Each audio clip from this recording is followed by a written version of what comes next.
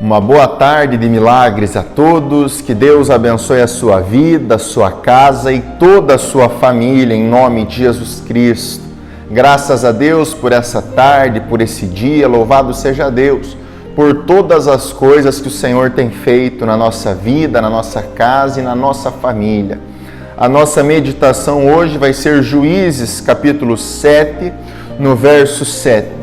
Antes de realizarmos a nossa meditação e entrarmos em oração, assim como de costume, eu quero pedir para você, se você não é inscrito, se inscreva, clica no sininho, vai ter 3 opções, você clica em todas, para você sempre ser notificado. Peço para você que curta já esse vídeo, porque quando você curte, você gera relevância e outras pessoas são alcançadas, ele tem uma entrega maior. E compartilha também com os seus amigos para que eles sejam abençoados, amém? Para que eles recebam uma palavra, uma oração e sejam edificados. Vamos realizar a nossa meditação? E disse o Senhor a Gideão: com estes 300 homens que lamberam as águas vos livrarei, e darei os midianitas na tua mão. Portanto, todos os demais se retirem, cada um ao seu lugar. Olha que interessante. Gideão, ele tinha uma guerra para ir. E ele tinha vários homens para ir até essa guerra, para ir até esse campo de batalha. Com os homens que ele tinha, ele já estaria em desvantagem do povo dos midianitas. Ele já estaria em desvantagem dos midianitas. Quando Deus dá a palavra para Gideão, para que Gideão eliminasse algum dos guerreiros, dos soldados que estavam indo junto com ele, de todos que foram se retirando, durante as perguntas que Gideão levantava, sobraram 300. Ou seja, a guerra na qual Gideão ia contra os midianitas era algo completamente sem pé nem cabeça. Era uma guerra, humanamente falando, fisicamente falando, dada como perdida. E é aí que eu quero entrar na parte interessante. Das questões que Deus levantou, Deus falou para Gideão levantar dentre o povo, uma delas foi a respeito do medo. Então Gideão perguntou assim: quem aqui está com medo? E vários homens levantaram as mãos. E Gideão falou assim: aqueles que estiverem com medo, voltem para sua casa e não vão à guerra conosco. E o que me chama a atenção é o poder que o medo causa. Ou melhor, é o poder do medo, é a reação que o medo causa. Quando nós nos cercamos com pessoas medrosas, pessoas que têm medo, nós nos tornamos medrosos. Você já pensou que Deus preferiu que Gideão fosse com apenas 300 e não levassem os medrosos juntos? Porque o medo é uma coisa que contagia, o medo é uma coisa que contamina. Você já conversou com uma pessoa medrosa, você vai conversar com ela vai falar para você: se eu fosse você, eu não faria isso. Você vai contar os teus sonhos para uma pessoa medrosa. Então você fala para ela os teus sonhos, você fala para ela os teus objetivos, e ela vai começar a dizer: você está empolgado, você está animado. Você contou tudo para ela, ela vai olhar para você e falar assim: se eu fosse você, eu não faria. Se eu fosse você, eu não compraria. Se eu fosse você, eu não isso, eu não aquilo e não aquele outro. Ou seja, logo a pessoa ela te semeia o medo. Logo a pessoa ela arrebenta com o teu sonho ali mesmo. Por quê? Porque o medo entrou em você. Ou seja, Deus ele preferiu que Gideão fosse à guerra com 300 homens do que com os medrosos. A primeira coisa que eu aprendo nesse texto é: fuja das pessoas medrosas. Onde existe o medo, a fé desaparece. Onde existe o medo, a fé é cancelada, é aniquilada. Onde existe o medo, a fé ela não permanece. Então, toda vez que uma pessoa medrosa aparece na nossa vida e começa a semear o medo dela em nós, a nossa fé ela vai se apagando, a nossa fé ela vai sumindo, a nossa fé vai desaparecendo. Segunda lição que eu aprendo, segunda situação que eu aprendo: as guerras que Deus nos envia, antes dele nos enviar, ele nos prepara. Talvez se Deus tivesse enviado a qualquer outros 300 homens, eles teriam sido fulminados pelo exército de midianitas. Se Deus tivesse mandado outros homens que não fossem esses, o exército dos midianitas teriam ceifado a vida de todos. Então eu quero que você entenda isso nessa tarde, nesse momento. Talvez você chegou mediante a uma guerra e você está se olhando e se vendo na guerra e você está dizendo assim: eu estou sozinho, tem muita gente contra mim. Eu estou sozinho nessa situação e tem muitas pessoas contra mim. Entenda isso: se Deus te levou até esse lugar é porque Ele preparou você para que você lute e vença essa guerra.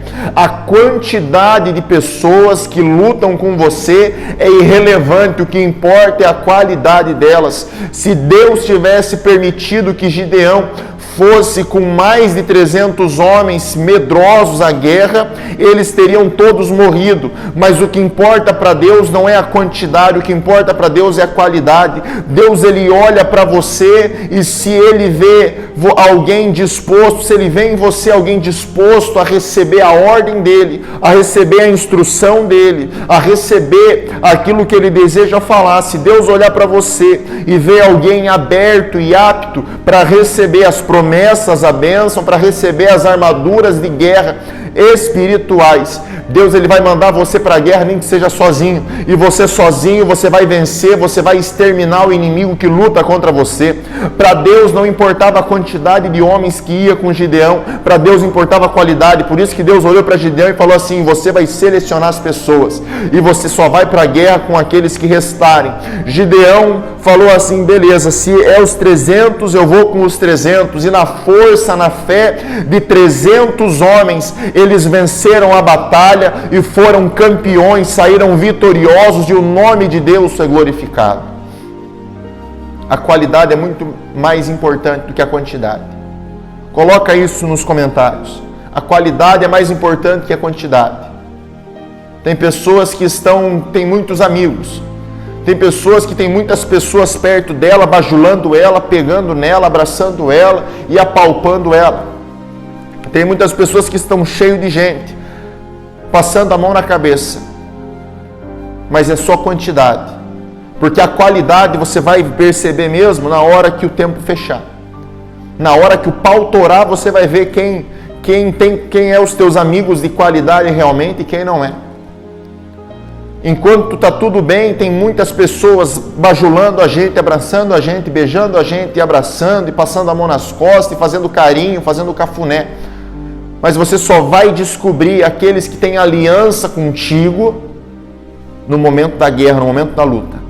E no momento de guerra, Deus ele só selecionou aqueles que tinham aliança com Ele. Porque Deus sabia que se Gideão fosse para uma guerra com 300 aliados de Deus junto com Gideão, com certeza eles sairiam mais do que vencedores dessa guerra. Entenda isso e receba isso aí. Recebe isso aí, abre as mãos e coloca a mão na sua cabeça. Recebe isso.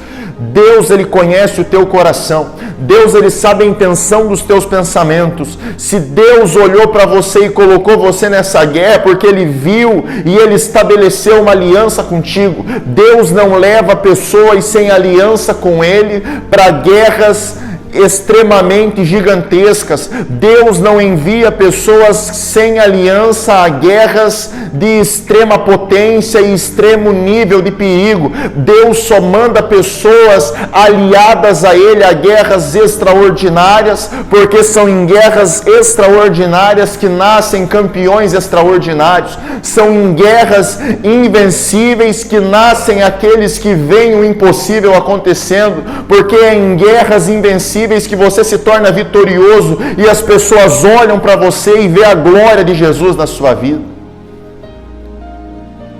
A qualidade sempre vai ser melhor do que a quantidade.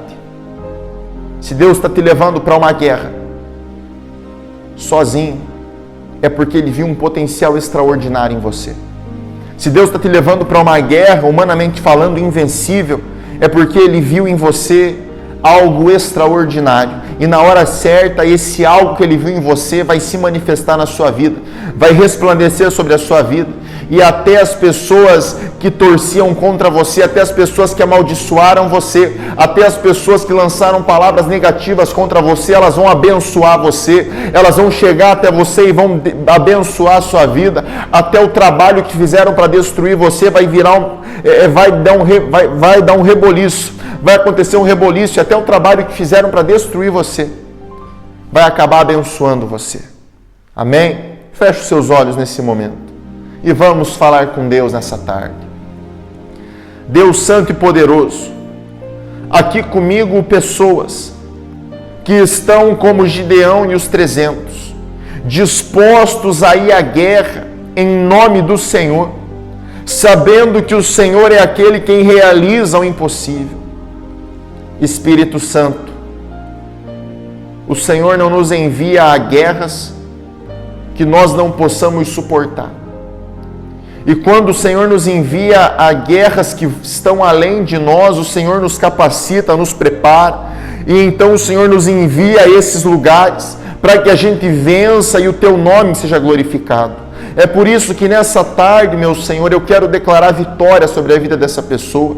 Eu quero declarar a Tua vitória sobre a vida dela. Eu quero declarar o Teu poder sobre a vida dela. Eu quero declarar sobre a vida dela, ó Deus de Israel, a Tua vitória, o Teu extraordinário, o Teu exagero. Que essa pessoa, quando ela estiver marchando rumo à guerra, rumo às batalhas do dia a dia da vida, a Tua presença se manifeste na vida dela e ela possa sair vencedora. Para o Senhor não importa quantos inimigos lutem contra nós, o que importa para o Senhor é que 10.000 cairão de um lado e 1.000 de outro lado, e os 11.000 cairão diante de nós pelo poder e pela glória que existe no Senhor. Espírito Santo, fica com cada um, instrua a cada um a entrar na guerra e vencer, lutar com as suas melhores armas e sair mais do que vencedor. É isso que nós declaramos. Em nome do Pai, do Filho e do Teu Espírito Santo, e você que crê diz amém, e graças a Deus, graças a Deus. Que o Senhor te abençoe e te guarde, e faça resplandecer a luz do rosto dele sobre a sua vida em nome de Jesus Cristo.